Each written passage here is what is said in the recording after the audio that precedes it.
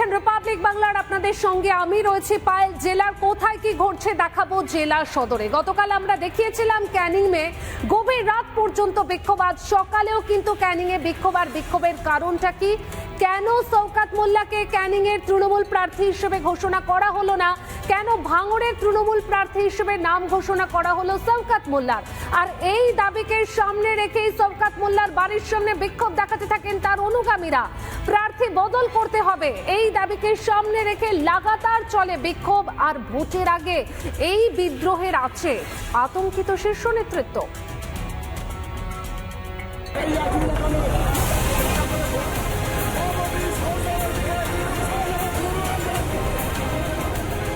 গতকাল তৃণমূল কংগ্রেসের প্রার্থী তালিকা প্রকাশ হয়, আর ভাঙড় বিধানসভা এলাকা থেকে শওকত মোল্লাকে দল প্রার্থী করে এবং ক্যানিং পূর্ব বিধানসভা এলাকায়, যেটা শওকত মোল্লার শক্ত ঘাঁটি, আর সেই এলাকা থেকে ভাঙড়ের ভূমিপুত্র বাহারুল ইসলামকে প্রার্থী করে দল অর্থাৎ তৃণমূল কংগ্রেস।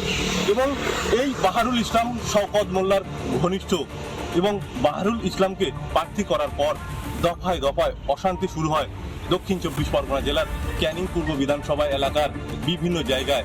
আর আজ সকালে ক্যানিং পূর্ব বিধানসভা এলাকার শওকত মোল্লার বাড়ির সামনে তার কর্মী সমর্থকরা অর্থাৎ তার অনুগামীরা শওকত মোল্লার বাড়ি ঘেরাও করে বিক্ষোভ দেখায় থাকে।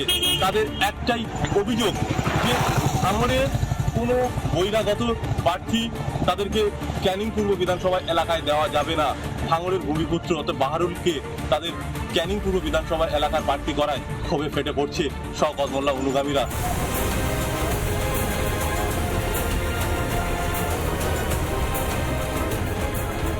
সকলকে অনুরোধ করবো, দল ক্যান্ডিডেট ঠিক করেছে, এটা নিয়ে যে তাদের যে আবেগ বা তাদের যে যা কথাবার্তা রিসিভ করে সেই বিষয়গুলো আমি আমার নেতা অভিষেক বন্দ্যোপাধ্যায়কে বলবো, দিদিকে বলবো। তারা দফায় দফায় টায়ার জ্বালিয়ে কোথাও রাস্তা অবরোধ করে বিক্ষোভ দেখাতে থাকে। তবে এই ঘটনা নিয়ে সম্পূর্ণ নাটক অভিযোগ করলেন ক্যানিং পূর্ব বিধানসভা এলাকার তৃণমূল নেত্রী রহিমা লস্কর অর্থাৎ বেবি। বাহারুল আর শওকত মোল্লা হচ্ছে ঘনিষ্ঠ একটা আত্মার আত্মিক সম্পর্ক বললে ভুল হবে না। সেই জায়গা দিয়ে যখন বাহারুলের নাম প্রস্তাব হয়েছে, নিশ্চয়ই আমাদের এমএলএ সাহেব শওকত মোল্লা জানতেন যে বাহারুল এখানে প্রার্থী হবে। হয়তো তানার মনের ইচ্ছা, তানার মেয়ে বা ছেলে তারা হতে পারেনি বলে আজকে পেছন থেকে হয়তো উনি এটা করাচ্ছেন। বেবির অভিযোগে ঘিরে তোলপাড় শুরু হয়েছে গোটা রাজনীতি মহলে। দক্ষিণ 24 পরগনা জেলার ক্যানিং পূর্ব বিধানসভা এলাকা থেকে রঞ্জিত সর্দার, রিপাবলিক বাংলা। চোপড়ার তৃণমূল প্রার্থী হিসেবে ফের হামিদুল রহমানেরই নাম ঘোষণা করেছেন তৃণমূল সুপ্রিমো। আর এতেই ক্ষোভ প্রকাশ করেছেন সুজালির তৃণমূল অঞ্চল সভাপতি আব্দুল সত্তার। অর্থাৎ বুঝতে পারছেন, শুধুমাত্র ক্যানিংয়ে নয়, দিকে দিকে এইভাবে তৃণমূলের ক্ষোভ বহিঃপ্রকাশ ঘটছে। অর্থাৎ তৃণমূল বনাম তৃণমূল প্রকট হচ্ছে, যেটা ঘটেছে চোপড়াতেও। সুজালি গ্রাম পঞ্চায়েতের যিনি অঞ্চল সভাপতি রয়েছে, তিনি প্রথম থেকে কিন্তু দাবি করছিলেন যে চোপড়া বিধানসভায় এবার নতুন মুখ হোক, নতুন প্রার্থী হোক, তৃণমূল কংগ্রেসের নতুন বিধায়ক। কিন্তু তৃণমূল সুপ্রিমের পক্ষ থেকে যে প্রার্থী ঘোষণা করা হচ্ছে, সেখানে কিন্তু দেখা গেছে চোপড়ার যিনি বিধায়ক ছিলেন হামিদুল রহমান, তাকেই কিন্তু আবারও পুনরায় প্রার্থী করা হয়েছে। এবং এই প্রার্থীপদ ঘোষণার পরে থেকে কমলাগাঁও সুজালি গ্রাম পঞ্চায়েত এলাকায় আজ আবারও খবরের শিরোনামে সেখানে দেখা গেল যে সুজালি গ্রাম পঞ্চায়েতের যিনি তৃণমূল অঞ্চল সভাপতি, তিনি কিন্তু বারবার দাবি করছেন যে তারা কিন্তু এবার দিদিকে দেখে ভোট দিবেন, বিধায়ককে দেখে ভোট দিবেন না, কারণ বিধায়ক তাদের কোনো কথাই শোনেননি, এমনটা কিন্তু তিনি কিন্তু দাবি করছেন। তবে বিধায়ক কিন্তু তার কথায় কোনো পাত্তা দিতে নারাজ রয়েছে। সবাই আমরা দিদিকে ভোট দিচ্ছি, কারণ আমিও কোনো ফ্যাক্টর না, ছাত্ররা কোনো ফ্যাক্টর না। আমাদের মাথায় দিদি আছে এবং দিদি প্রত্যেকটা প্রোগ্রামে দেখবেন, এর আগেও বলছে, এখনো বলছে আমি প্রার্থী, সব 294টা সিটে আমি প্রার্থী। তিনি ঠিকই বলছে, দিদিকে দেখে ভোট দিচ্ছে। থাকবে না থাকলেও তা বলতে আব্দুল আমার সঙ্গে থাকতো কি না থাকতো ওটা আব্দুল। সত্তারকে নিয়ে আমাকে চলতে হবে এমন কথা নেই, আব্দুলকে নিয়ে চলতে হবে এমন কথা নেই। সুজালির পাবলিক যেটা বলছে সেটাই করবো। এই চোপড়ার রাজনীতিতে এই সুজালি গ্রাম পঞ্চায়েতের যিনি অঞ্চল সভাপতি তিনি কিন্তু বলছেন যে ভোটের বাক্স কিন্তু অন্য রূপ দেখা দেবে, কারণ যে কমলাকা সুজালির প্রাক্তন যিনি অঞ্চল সভাপতি ছিলেন আব্দুল হক, তাকে যদি কোনোভাবে এই প্রচারে দেখা যায় কমলাকা সুজালি এলাকায়, সেখানে কিন্তু ভোটের বাক্সের রূপটা কিন্তু অন্যরকম হবে। আমরা 2023 থেকে আমরা বিধায়কের কোনো সহযোগিতা পাইনি, আগামী দিনেও আশা করি যে পাবো না। মেন প্রশ্ন হলো যে আমাদের এখান থেকে সিটগুলোকে তুলে আমরা দিদিকে তুলে দিব, যে চতুর্থবারের জন্য মুখ্যমন্ত্রী মমতা বন্দ্যোপাধ্যায়। না, নতুন মুখ যে কাউকে দিলে আমরা পছন্দ করে নিতাম। তৃণমূলের যে গোষ্ঠীদ্বন্দ্ব প্রকাশ্যে এসেছে, সেই প্রকাশ নিয়ে কিন্তু এক প্রকার রাজনৈতিক মহলে তীব্র চাঞ্চল্য ছড়িয়েছে। উত্তর দিনাজপুর থেকে তুষার বিশ্বাস, রিপাবলিক বাংলা।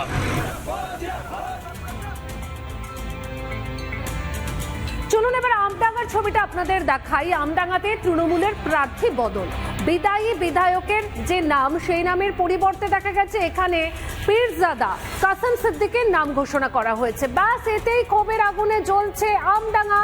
সেখানে দত্তপুকুর নীলগঞ্জ রাস্তা অবরোধ করা হয়েছে, বিক্ষোভ দেখানো হচ্ছে। অর্থাৎ মমতা বন্দ্যোপাধ্যায় যে নাম ঘোষণা করেছে তাতেও আস্থা রাখতে পারছে না তৃণমূলের কর্মী সমর্থকরা।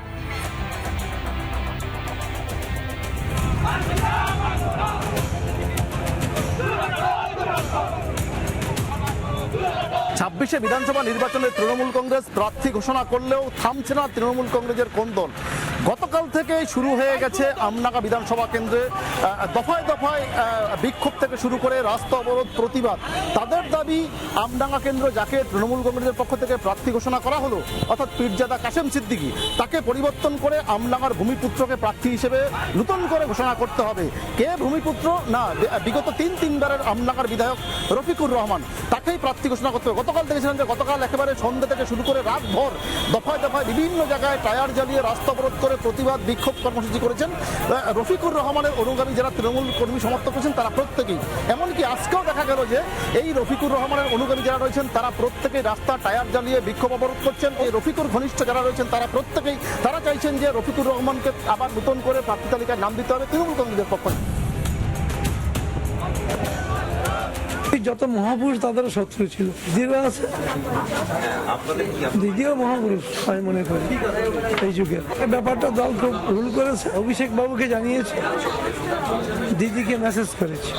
যে 26শে বিধানসভা নির্বাচনে তৃণমূল কংগ্রেস এই প্রার্থী তালিকা যখন ঘোষণা করেছে, ঠিক তারপরে আমডাঙ্গা কেন্দ্রে যখনই কাসেম সিদ্দিকী তার নাম যখন ঘোষণা করা হয়, ঠিক তারপর থেকে রফিকুর অনুগামী যারা রয়েছেন তৃণমূল কর্মী সমর্থক তারা কিন্তু প্রতিবাদ করছেন, বিক্ষোভ করছেন, তারা হুঁশিয়ারি দিচ্ছেন অর্থাৎ রফিকুর রহমানকে প্রার্থী না করলে তারা কিন্তু বৃহত্তর আন্দোলনের পথে নামবেন।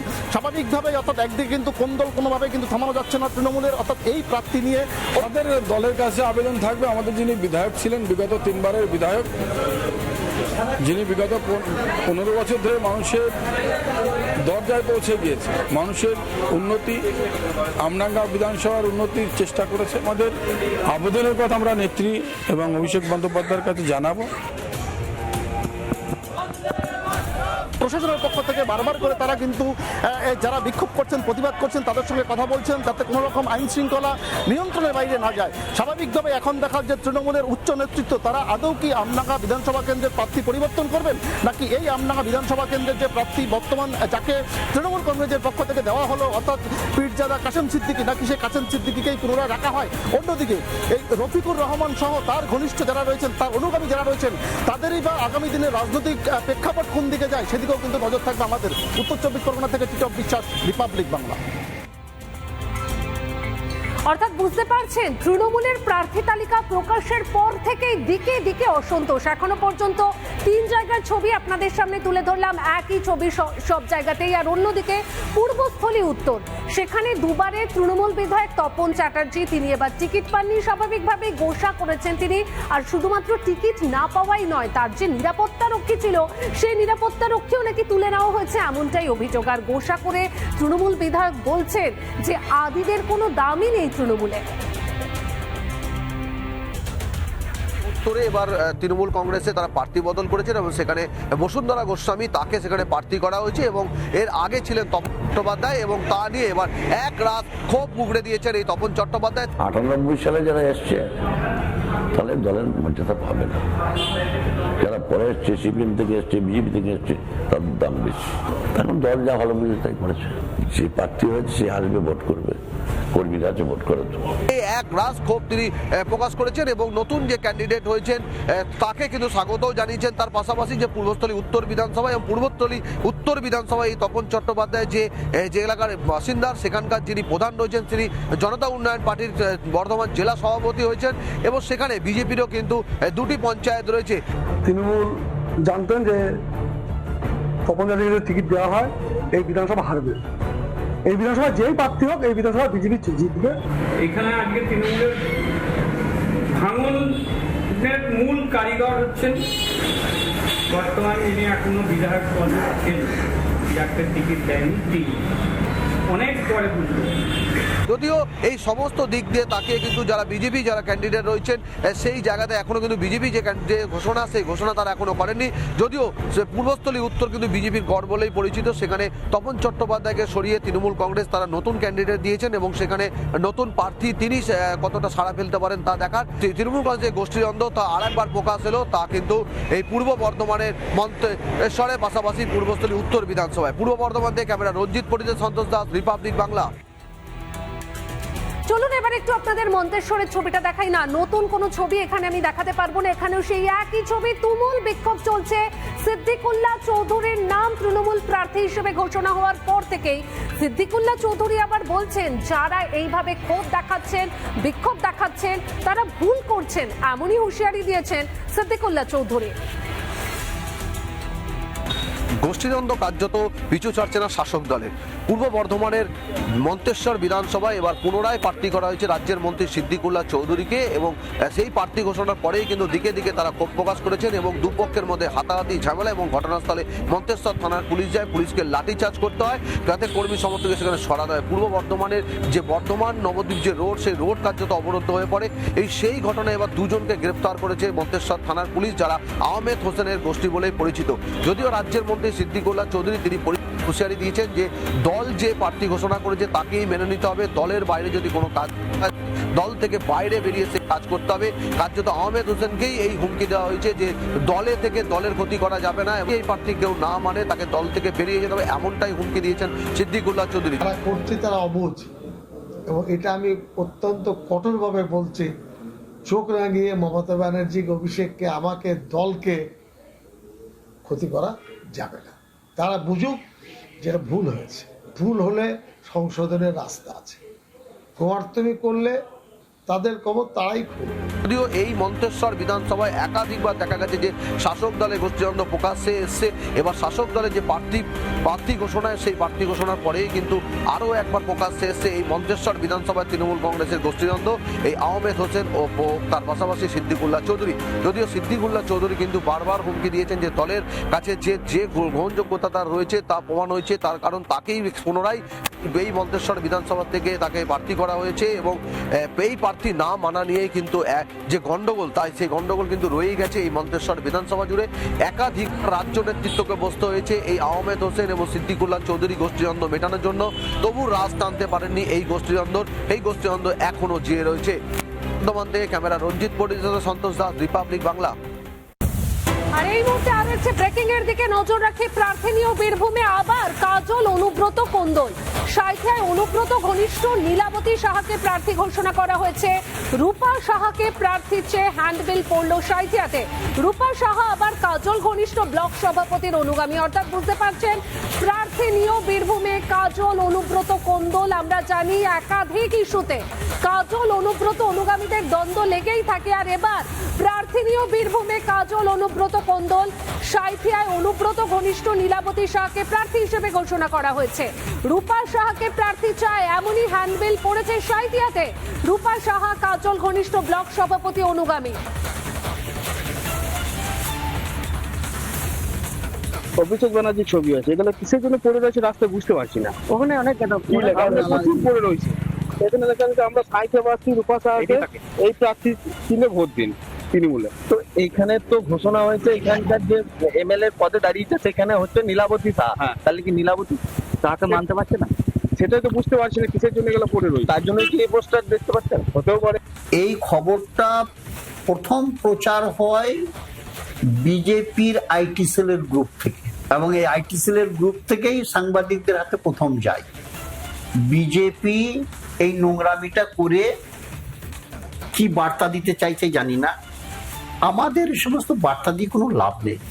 এখানে একজন মহিলার নাম করা হয়েছে রূপা সাহা। কোন রূপা সাহা তাও জানি না। নিচে আবার লেখা রয়েছে আমরা সাঁইথিয়াবাসী। সাঁইথিয়াবাসী মানে সাঁইথিয়া শহরবাসী না কি সাঁইথিয়া কোনবাসী আমি কিছু বুঝতে পারছি না। বিজেপিকে এটা মনে রাখতে হবে, দলটার নাম তৃণমূল কংগ্রেস, নেত্রীর নাম মমতা বন্দ্যোপাধ্যায়, সেনাপতি অভিষেক বন্দ্যোপাধ্যায়। এ দলে ডিসিপ্লিন আছে। মমতা ব্যানার্জি আমাদের শ্রেষ্ঠ প্রার্থী, ওনাকে নিয়ে আমরা তৃণমূল কংগ্রেস করছি, কিন্তু উনি যাকে প্রার্থী হিসেবে আমাদের এখানে সাঁইথিয়া বিধানসভা করেছে আমরা তাকে নিয়েই ধন্য। এবার মানুষ কিভাবে কি হ্যান্ডবিল ছাড়াচ্ছে বা কে কি বলে বেড়াচ্ছে সেই নিয়ে আমার তো কোনো মাথা ব্যথা নয়। আর রূপা সাহা বলতে মানে সাঁইথিয়া বিধানসভাতে আমি একা রূপা সাহা সেটাও তো না। মমতা ব্যানার্জি যাকে আমাদের এখানে প্রার্থী হিসেবে ঘোষণা করেছে আমরা তাকে নিয়েই খুশি। খেলা হবে ভয়ঙ্কর খেলা হবে। যে কেষ্টমণ্ডল বলছে বা বিগত দিনেও বলেছে উন্নয়ন দাঁড়িয়ে আছে, খেলা হবে। সাঁইথিয়াতে ভীষণ খেলা হচ্ছে, তৃণমূল ভার্সেস তৃণমূল। আজকে পোস্টার পড়া আছে পুরন্দরপুরের রাস্তায় যে সাঁইথিয়ায় প্রার্থী রূপা সাহাকে চাই। তো আমি কেষ্টমণ্ডলকে বলবো আগে আপনি নিজেদের মধ্যে খেলাটা করুন, তারপরে বিজেপিকে চমকাতে ধমকাতে আসবেন। মালদার হবিপুরে আবার জোর টক্কর প্রচারের ক্ষেত্রে দেখা যাচ্ছে তৃণমূল বিজেপির। একে অপরকে এক চুলো জমি থাকতে নারাজ, কারণ দুপক্ষই দেখা যাচ্ছে জোর কদমে প্রচার শুরু করে দিয়েছে। হবিপুরের বিজেপি প্রার্থী জুয়েল মুর্মু তিনি জনসংযোগে জোর দিচ্ছেন, আর অন্যদিকে তৃণমূল প্রার্থী অমল কিস্কু তিনি পুজো দিয়ে জোর কদমে শুরু করেছেন প্রচার।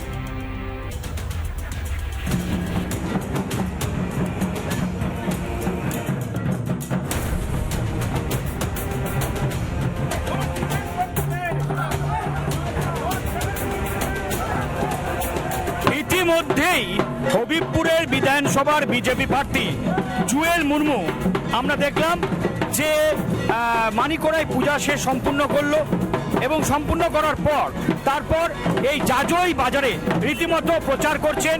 বাড়িতে বাড়িতে এখানকার যে স্ট্যান্ডে যে দোকানগুলি রয়েছে সেই দোকানগুলিতে তিনি যাচ্ছেন, দোকানদারদের সঙ্গে তিনি কথা বলছেন। এখানে যারা মহিলারা রয়েছেন তাদের সাথে তিনি কথা বলছেন, তিনি শুভেচ্ছা বিনিময় করছেন এবং তিনি হাত জোর করে তাদের কাছ থেকে আশীর্বাদ চাচ্ছেন। মানুষের সাথে ছিলাম, মানুষ আছে, জনগণের সাথে আমি বরাবর আমি থাকি, এবং আমাকে 2019 সালেও জিতিয়েছিল এবং 2021 সালেও জিতিয়েছিল, এবং আমার 2026 সালেও মানুষ জনগণ আশীর্বাদ দিবে এই আশা বিশ্বাস নিয়ে ভরসা নিয়ে আমি সারা বছরই আমাদের এরকম প্রচার হয়ে থাকে।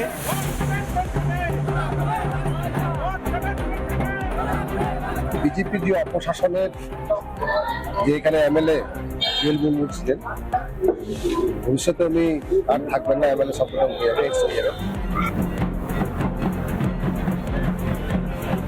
2026-এর নির্বাচনে পরিবর্তন হবে, রাজ্য তথা এই মালদার হবিপুরে পরিবর্তন হবে এবং বিজেপি জিতবে, তেমনটাই তিনি পরিষ্কারভাবে জানালেন।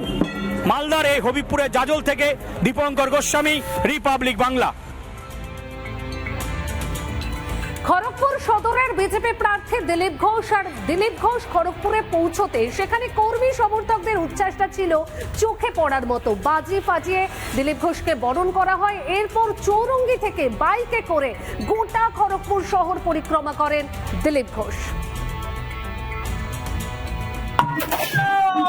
খড়গপুরে এসে পৌঁছলেন বিজেপি প্রার্থী দিলীপ ঘোষ, এবং দিলীপ ঘোষ খড়গপুরে পা রাখার সাথে সাথে কিন্তু দলীয় কর্মীদের উচ্ছ্বাস দেখাবো। একেবারে বাজি ফাটিয়ে কিন্তু দলীয় কর্মীরা তারা দিলীপ ঘোষকে বরণ করছে।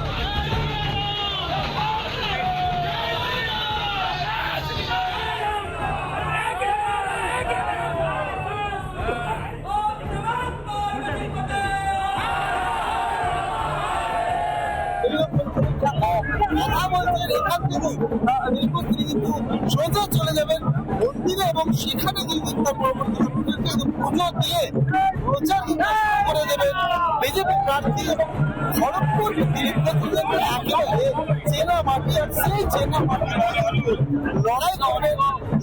সাধারণ মানুষ এখানে বিজেপিকে নিজের পার্টি মনে করে, সেই জন্য প্রত্যেক ইলেকশনে তারা আমাদের জেতান। এবারে আমরা জিতবো বেশি মার্জিনে আর বেশি ভোট পাবো, এটা আমাদের টার্গেট। 1 লাখ ভোট পার করবো।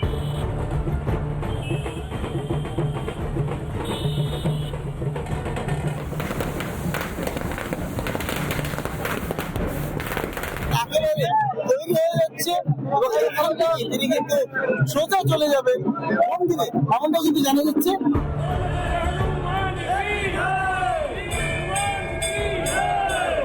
খড়গপুর থেকে ক্যামেরা পার্সন মুন্নার সাথে সুদীপ্ত, রিপাবলিক বাংলা। কালচিনির বিজেপি প্রার্থী বিশাল লামা প্রার্থী তালিকায় তার নাম ঘোষণা হওয়ার পর থেকেই প্রচার পর্ব শুরু করে দিয়েছেন। তিনি মন্দিরে পুজো দিয়ে প্রচার পর্ব শুরু করেছেন আর এরপর পৌঁছে যান চিনচুলা চা বাগানে।